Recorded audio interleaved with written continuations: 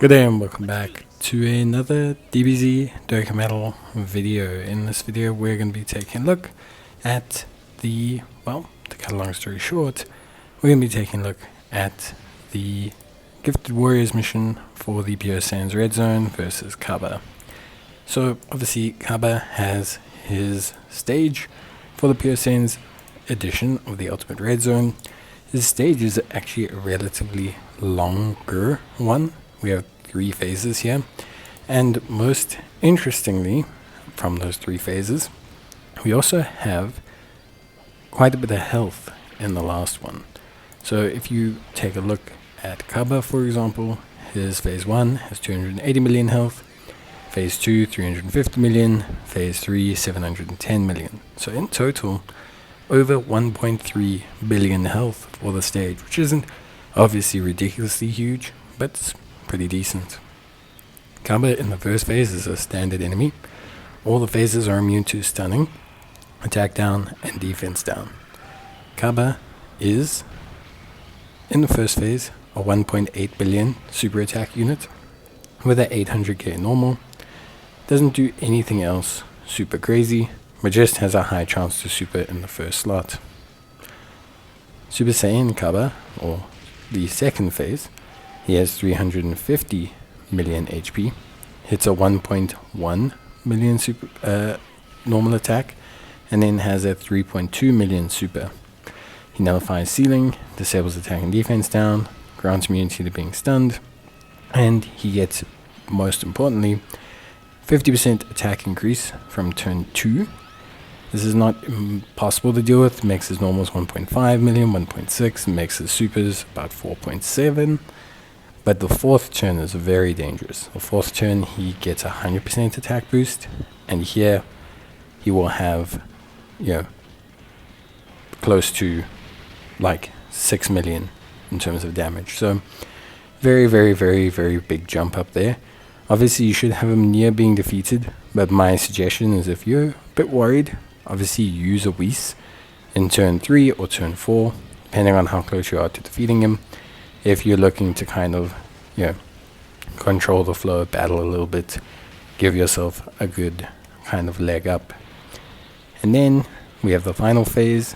This is against Super Saiyan 2 Cabba, so 710 million health, 650 normals, and only a 1.8 million super.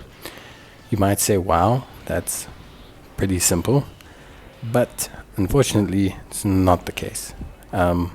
Basically, in terms of the supers, he gets attack up 15% with each attack received, and defense up with each attack received up to 150%. So again, he can push those to 4.5, even close to 5 million. And the problem is he crits. So what crits mean for the player's concerned? Crits mean that you are more focused on not worrying about guard as a mechanic. See, crits for enemy bosses eliminate guard. So if your unit has a type advantage or has guard, then crit eliminates that, and so it makes it very, very difficult for you. It doesn't do much else, so doesn't change like much else in regards to like things. It generally generally makes it very, very straightforward. So I think for me, like all in all, it's actually a really simple like process from there on. Overall, how it works functionally, especially when you're talking about the team build, we're going Gifted Warriors. We have to use Gifted Warriors. You see a lot of Vegetas. What we're functioning on is mainly burst damage, like having AGL Gogeta and Tech Vegito sync up. Very crucial. You see me using that combination of AGL Gogeta is active with Vegito. Huge damage. Will definitely finish things off pretty much. You're going to float Martian Vegeta. He's going to be fine. He's got damage reduction. You're going to float Strength Vegeta. He's going to be fine with a Whis. He's got damage reduction. You notice a lot of the units we're using have damage reduction. This is because damage reduction and evasion are the best ways to counter crits, because damage reduction will still reduce damage quite significantly, and evasion, obviously not getting hit in general, pretty good way to go about it. The Int Vegeta is also a really nice pick.